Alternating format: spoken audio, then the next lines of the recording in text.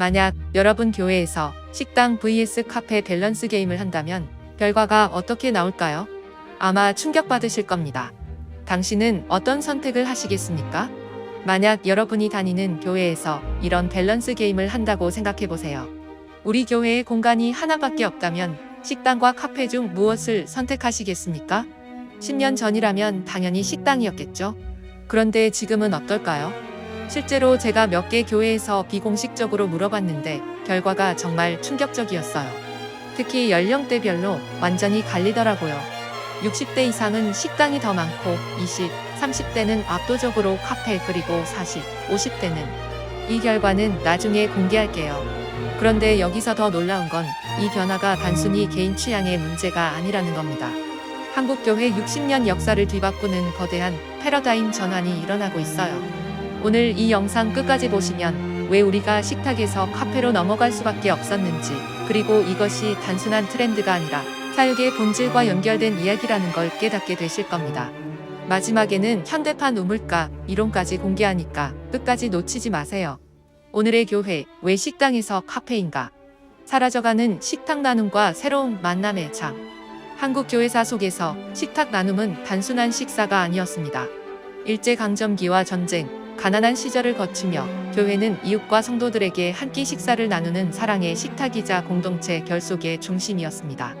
예배 후 이어지는 점심은 단순한 밥이 아니라 믿음을 나누고 삶을 위로하며 서로의 짐을 덜어주는 은혜의 자리였습니다. 그러나 시대가 변했습니다. 핵가족화와 생활 패턴 변화로 조일 식당 봉사 인력은 줄어들었고 위생 운영 비용 부담은 커졌습니다. 그 사이 함께 먹는 밥상의 자리를 대신하는 새로운 문화가 자리 잡았습니다. 그 우물가가 오늘날 어디에 있을까요? 바로 교회 안의 카페입니다. 이제 교회 카페는 커피와 차를 나누며 예전의 식탁처럼 깊이 있는 만남과 신앙의 대화를 이어가는 현대판 식탁 나눔의 장이 되고 있습니다. 식탁에서 카페로 변화하는 교회 공동체 문화. 1. 초대교회에 떡을 떼며 공동체 문화 신앙 공동체의 원형을 찾아서. 사도행전 2장 42-47절은 초대교회 공동체의 모습을 생생하게 보여줍니다.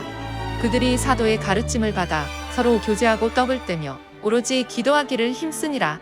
날마다 마음을 같이하여 성전에 모이기를 힘쓰고 집에서 떡을 떼며 기쁨과 순전한 마음으로 음식을 먹고.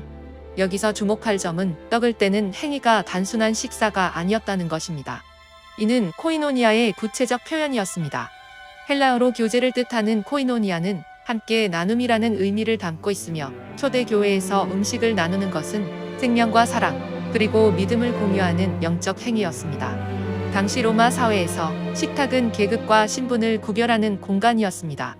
노예와 자유인, 유대인과 이방인이 함께 앉을 수 없는 곳이었죠. 그러나 초대교회의 식탁은 이 모든 경계를 허물었습니다. 바울은 갈라디아서에서 유대인이나 헬라인이나 그리스도 예수 안에서 하나라고 선언했는데 이것이 가장 실제적으로 나타난 공간이 바로 공동의 식탁이었습니다. 초대교회의 식탁 문화는 세 가지 중요한 기능을 했습니다. 첫째, 말씀 나눔의 장이었습니다. 유대 전통에서 식사 중 토라를 읽고 토론하는 것처럼 초대 그리스도인들도 식탁에서 예수의 가르침을 나누고 해석했습니다. 둘째, 공동체 돌봄의 실천이었습니다. 사도행전 6장의 과부들을 위한 음식 배부는 식탁 공동체가 어떻게 사회적 약자를 보호했는지 보여줍니다. 셋째, 선교와 전도의 통로였습니다. 가정교회의 식탁은 비신자들이 자연스럽게 복음을 접할 수 있는 가장 효과적인 공간이었습니다. 이일 한국교회 부흥기와 조일 점심 식사 황금기의 식탁 사역. 1960년대부터 1990년대까지 한국교회의 폭발적 성장기에 조일 점심 식사는 단순한 식사 그 이상의 의미를 갖고 있었습니다. 이 시대의 교회 식당은 한국적 기독교 문화의 독특한 산물이었습니다. 당시 한국 사회는 급격한 도시화와 산업화를 겪고 있었습니다. 농촌에서 도시로 이주한 많은 사람들이 고향과 가족을 떠나 낯선 환경에서 살아가야 했습니다. 이들에게 교회는 단순한 종교 공간이 아니라 새로운 가족이자 공동체였습니다. 그리고 그 공동체의 중심에는 항상 함께 나누는 식탁이 있었습니다. 명동성당의 고 김수환 추기경은 한국 교회의 힘은 밥상에서 나온다고 말했습니다. 실제로 이 시대의 교회 성장 비결 중 하나는 조일 점심 식사를 통한 환대 문화였습니다. 처음 교회에 온 사람도 어려운 형편의 성도도 나이 많은 어르신도 모두 한 상에서 김치찌개와 밥을 나누었습니다. 이 식탁에는 특별한 의미가 담겨 있었습니다. 첫째, 새가족 정착의 핵심 도구였습니다. 당시 교회 성장학에서는 새신자가 교회에 정착하기까지 7번의 의미 있는 접촉이 필요하다고 했는데 주일 점심은 가장 자연스럽고 효과적인 접촉점이었습니다. 둘째, 세대 간 소통의 달이었습니다. 아이부터 어른까지 한 테이블에 앉아 대화를 나누며 신앙의 경험을 전수했습니다. 셋째, 선교적 전도의 플랫폼이었습니다. 우리 교회에 와서 밥 한 끼 하자는 말은 당시 가장 자연스러운 전도 방법이었습니다. 특히 주목할 점은 여성 사역자들의 역할이었습니다.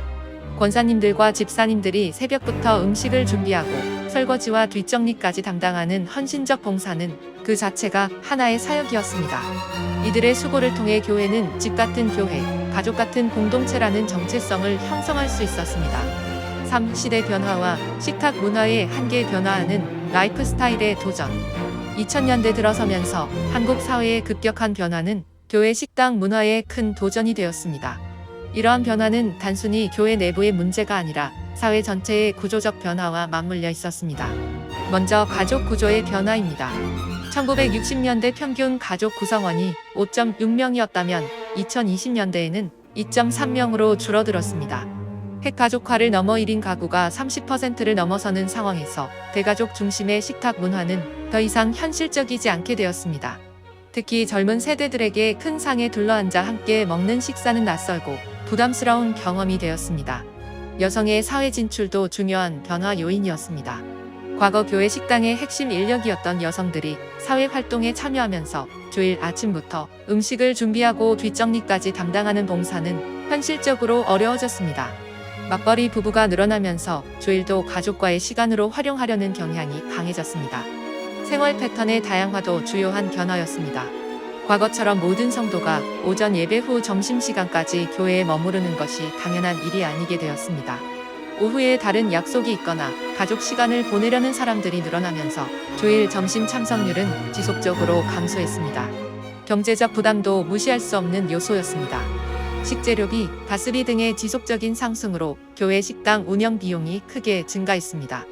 특히 중소형 교회에서는 식당 운영비가 월 예산의 상당 부분을 차지하게 되었습니다. 여기에 식품 안전과 위생 기준의 강화로 시설 투자 비용과 관리 비용도 크게 늘어났습니다. 무엇보다 식사에 대한 인식 변화가 결정적이었습니다. 과거에는 밥을 굶는다는 것이 실제적인 문제였지만 현재는 무엇을 먹을까를 선택하는 시대가 되었습니다. 개인의 식성과 선호, 알레르기와 건강 상태를 고려한 맞춤형 식사가 중요해지면서 획일적인 단체 급식 형태의 교회 식당은 매력을 잃어갔습니다. 4. 카페 문화의 확산과 교회에 적용 새로운 만남의 공간. 2000년대 후반부터 한국 사회에 불어닥친 카페 문화의 확산은 교회에도 큰 영향을 미쳤습니다. 2010년 전국 카페 수가 약 2만 개였다면 2020년에는 7만 개를 넘어서며 편의점 수를 앞질렀습니다. 이는 단순한 숫자의 변화가 아니라 한국인의 라이프 스타일 자체가 바뀌었다는 것을 의미했습니다. 카페는 과거 다방과는 전혀 다른 문화 공간이었습니다. 다방이 남성 중심의 업무 공간이었다면 카페는 성별과 연령을 불문하고 누구나 편안하게 이용할 수 있는 제3의 공간이었습니다. 사회학자 레이 올든버그가 말한 제3의 장소 집도 직장도 아닌 편안한 사교와 소통의 공간의 역할을 카페가 담당하게 된 것입니다. 카페 문화의 핵심은 시간의 유연성이었습니다. 식당에서는 정해진 시간에 와서 빨리 먹고 가야 했지만 카페에서는 각자의 페이스에 맞춰 시간을 보낼 수 있었습니다. 누군가는 10분 만에 테이크아웃으로 커피를 사가고 누군가는 몇 시간씩 앉아서 대화를 나눌 수 있었습니다. 이러한 비강제적 소통이 현대인들에게는 더 매력적으로 다가왔습니다. 카페의 또 다른 특징은 낮은 진입 장벽이었습니다.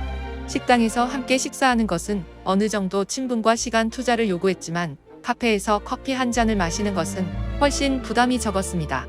처음 만나는 사람과도 자연스럽게 대화할 수 있는 환경이었습니다. 교회는 이러한 사회 문화의 변화를 예민하게 감지했습니다. 특히 젊은 세대의 교회 이탈이 심각한 문제로 대두되면서 기존의 식당 문화로는 이들을 붙잡기 어렵다는 인식이 확산되었습니다.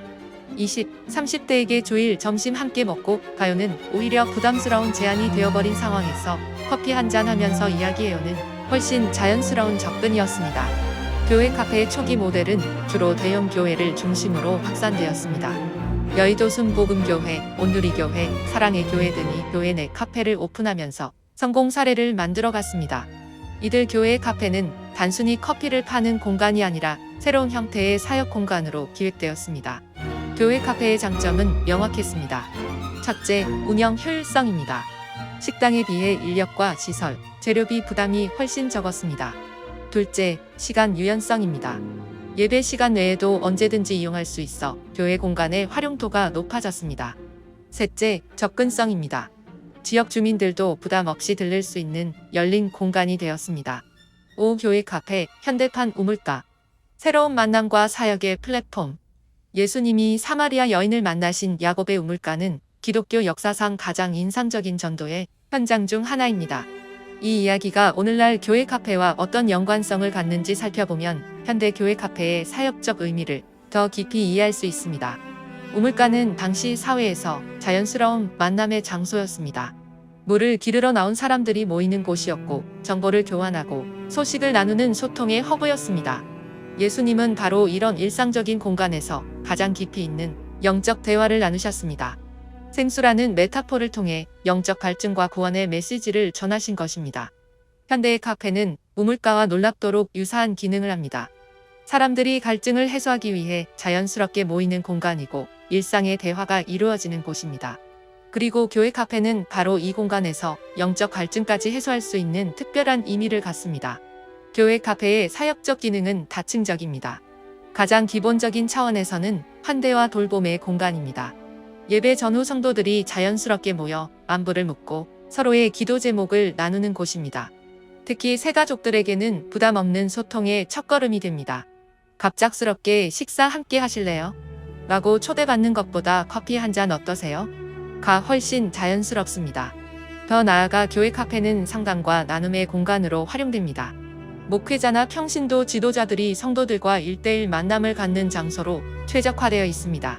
목회실이나 회의실보다 편안하고 외부 카페보다는 사적이면서도 안전한 환경을 제공합니다. 많은 교회에서 멘토링, 제자 훈련, 신앙 상담이 교회 카페를 통해 이루어지고 있습니다.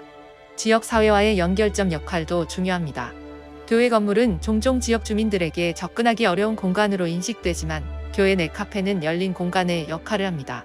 지역 주민들이 커피를 마시러 왔다가 자연스럽게 교회 공동체와 만나게 되는 접촉점이 됩니다. 실제로 많은 교회에서 카페를 통해 새로운 전도의 기회를 찾고 있습니다. 교회 카페에서 일어나는 대화의 특징은 짧지만 깊다는 것입니다. 교회 식당에서의 식사는 보통 30분 정도 소요되지만 카페에서의 만남은 10분일 수도 2시간일 수도 있습니다. 시간에 부담 없이 필요한 만큼의 대화를 나눌 수 있습니다. 어떤 때는 간단한 인사와 안부만 주고받을 수도 있고 어떤 때는 깊은 고민과 기도 제목을 나눌 수도 있습니다. 특히 젊은 세대의 소통 방식에 더 적합합니다. 밀레니얼 세대와 Z세대는 긴 시간 동안 한 자리에 앉아 있는 것보다 짧고 빈번한 소통을 선호합니다. 교회 카페는 이런 소통 패턴에 최적화된 공간입니다. 예배 전 잠깐, 예배 후 잠깐, 또는 평일에 지나가다 들르는 식으로 자연스럽고 부담 없는 만남이 가능합니다. 교회 카페는 또한 다양한 소그룹 활동의 거점이 됩니다.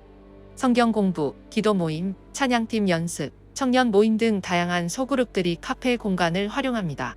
전통적인 교실 형태의 공간보다 더 편안하고 창의적인 분위기에서 모임을 진행할 수 있습니다. 결론, 형태는 변해도 본질은 이어진다. 교회 식당이 시대와 함께 사명을 다했다면 이제 교회 카페가 그 사명을 이어받을 때입니다. 밥상에서 나누던 사랑과 위로가 커피 한 잔 위에 담겨 새로운 만남을 만들어갑니다.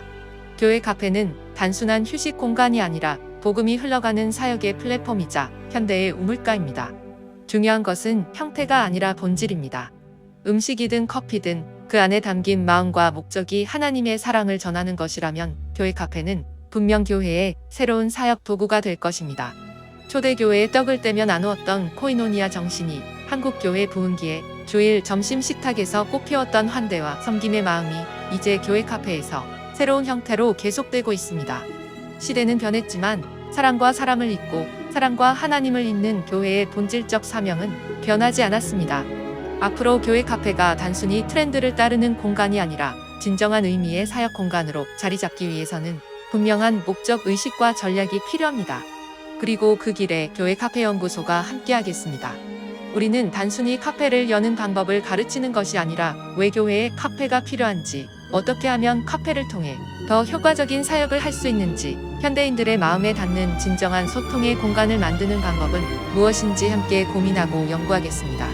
자, 오늘 내용 잘 들으셨나요? 다음번에는 교회 카페에 어울리는 원두 등 다양한 주제로 찾아뵙겠습니다. 구독과 좋아요는 제작에 큰 힘이 됩니다.